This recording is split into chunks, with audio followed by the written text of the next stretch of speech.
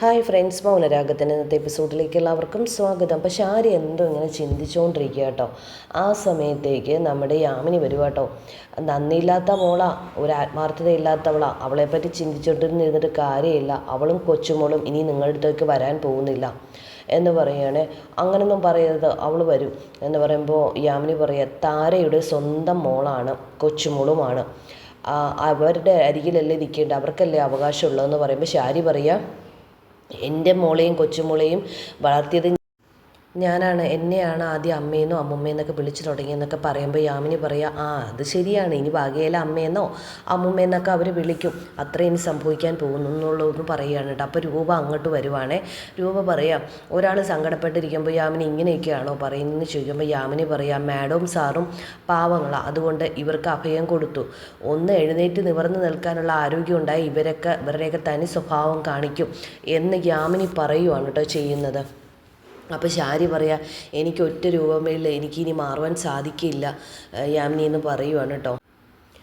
രൂപ പെട്ടെന്ന് കുഞ്ഞിനെ കൊണ്ടുവരാനൊന്ന് പറയണേ, അങ്ങനെ പറഞ്ഞാൽ മാത്രമേ കൊണ്ടുവരുള്ളൂ, അപ്പം നമ്മളൊക്കെ പോയി ചോദിച്ചിട്ടൊന്നും വിട്ടില്ലല്ലോ, അപ്പോൾ അതുകൊണ്ട് ഒന്ന് ചെന്ന് പറയണേ, അവർ 3 പേരോടും കൂടി ഇവിടെ വന്ന് നിൽക്കാൻ പറയണേ എന്നൊക്കെ പറയുമ്പോൾ രൂപ പറയും, അതെ നമുക്ക് പറയാനല്ലേ പറ്റുള്ളൂ, അവരല്ലേ തീരുമാനിക്കേണ്ടത്, അത് നിൻ്റെ മോള് സരയു തന്നെയല്ലേ, കൺമണിമുളയും സരയിനെ കാണാതെ എനിക്ക് നിൽക്കാൻ പറ്റുന്നില്ല എന്ന് ഷാരി പറയുവാട്ടോ ചെയ്യുന്നത്.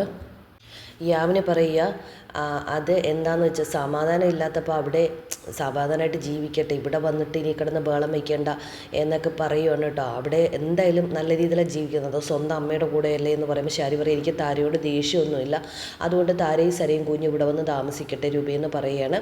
അപ്പോൾ രൂപ പറയാം, അത് ഞാൻ പറഞ്ഞല്ലോ, പലവട്ടം പറഞ്ഞിട്ടുണ്ട്, പക്ഷെ അവർ കേൾക്കാത്തതല്ലേ, അപ്പോൾ രൂപ ഒന്ന് നിർബന്ധിച്ചാലെന്ന് ഷാരി പറയാം കേട്ടോ. അപ്പോൾ രൂപ പറയാം, അത് തീരുമാനിക്കേണ്ടത് സരയും, അവിടെ അമ്മയുടെ സ്നേഹം അവൾ അനുഭവിക്കട്ടെ. അപ്പോൾ യാമിനി പറയാം, അതിന് അനുഭവിക്കുന്നത് എന്താണെന്ന് പറയാൻ പറ്റില്ല, വിഷ ഏത് സൈഡിൽ നിന്നാണ് എപ്പോഴാണ് ചീറ്റുന്നതെന്ന് പറയാൻ പറ്റില്ല എന്ന് പറയുക. രൂപ പറയുക, താരയ്ക്ക് ഒരു വോയിസ് മെസ്സേജ് ഞാനിടാം, അപ്പോൾ എന്താണെന്ന് വെച്ചാൽ ആവട്ടെ എന്ന് പറയാം.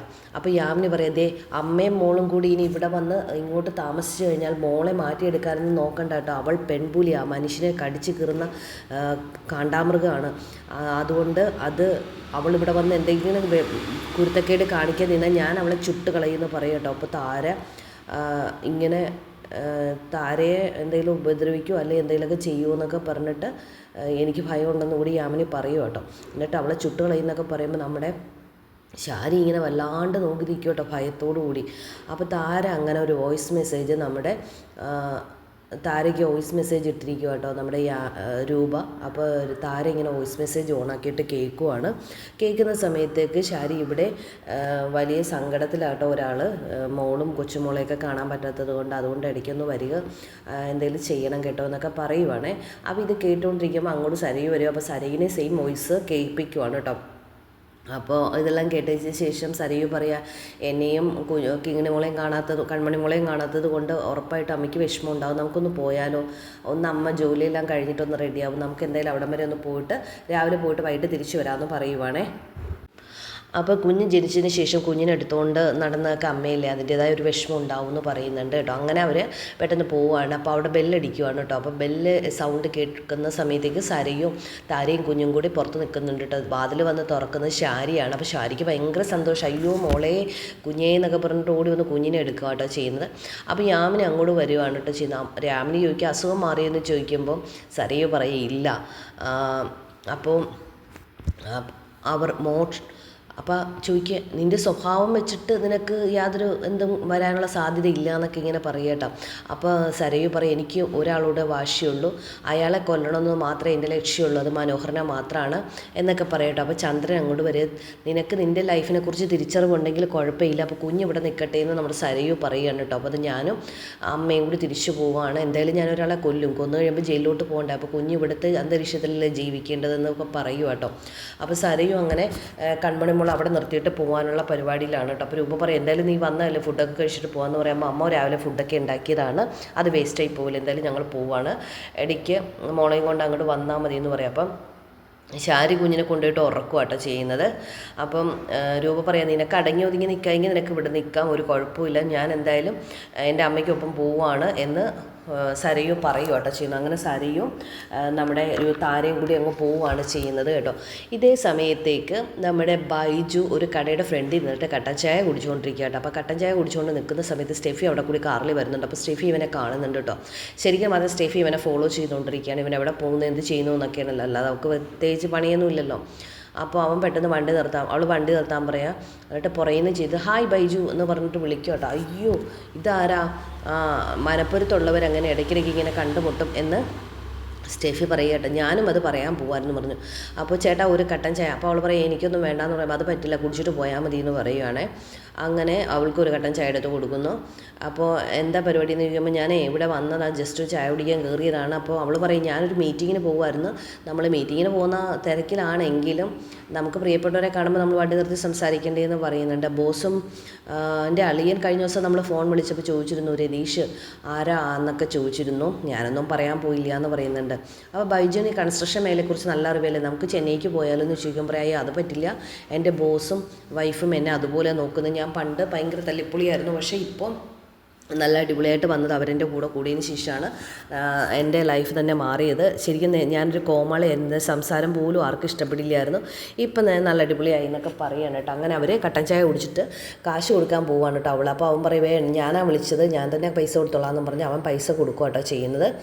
അപ്പോൾ അവൾ ചോദിക്കുക വരുന്നു എൻ്റെ കൂടെ മീറ്റിങ്ങിനെന്ന് ചോദിക്കുമ്പോൾ പറയുക ഇല്ല എനിക്ക് കുറച്ച് ജോലികളുണ്ട് അതുകൊണ്ട് വരുന്നില്ല. പിന്നെ ഞാൻ അവിടെ ഒന്ന് മീറ്റിങ്ങിന് കയറുമ്പോൾ ഞാൻ കട്ട പോസ്റ്റ് ആവില്ലേ എന്ന് ചോദിക്കും. പറയും ഒരു 1.5 മണിക്കൂർ പോസ്റ്റ് ആവുമെന്ന് പറയും. എന്നാൽ ഫോൺ വിളിക്കാമെന്നൊക്കെ പറഞ്ഞിട്ട് അവരങ്ങ് പോവുകയാണ് കേട്ടോ ചെയ്യുന്നത്.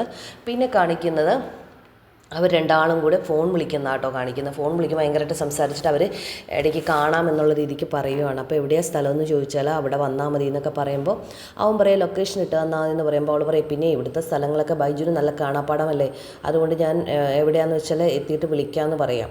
അങ്ങനെ പിന്നെ ഒരു പാർക്കിൻ്റെ സിറ്റുവേഷനിൽ ഇരുന്നിട്ട് ഇവർ സംസാരിക്കുന്ന കേട്ടോ കാണിക്കുന്നത്.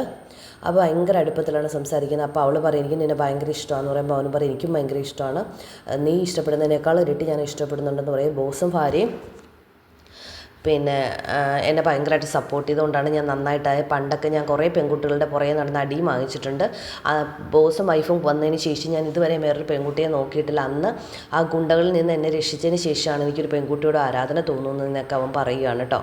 അപ്പോൾ ചോദിക്കാതെ ആ ഗുണ്ടകൾ ആരാണെന്നൊക്കെ മനസ്സിലായെന്ന് ചോദിക്കുമ്പോൾ ഇല്ല അത് എൻ്റെ ബോസിനും വൈഫിനും ഒത്തിരി ശത്രുക്കളുള്ളതാണ്, അപ്പോൾ ആ വഴിയിൽ എനിക്കും വന്നതായിരിക്കും, അതുകൊണ്ടാണ്, അല്ലാതെ എനിക്ക് ആരാ ശത്രുക്കളെന്ന് ചോദിക്കുമ്പോൾ എന്നാൽ നമുക്ക് ചെന്നൈക്ക് പോയാലെന്ന് ചോദിക്കുമ്പോൾ അത് പറ്റില്ല, എന്നെ ഈ നിലയിലാക്കിയെടുത്ത് എൻ്റെ ബോസ് വൈഫാണ്, അപ്പോൾ അവരോട് നന്ദികേട് കാണിക്കാൻ പാടില്ല എന്ന് പറയുവാണ് കേട്ടോ ചെയ്യുന്നത്.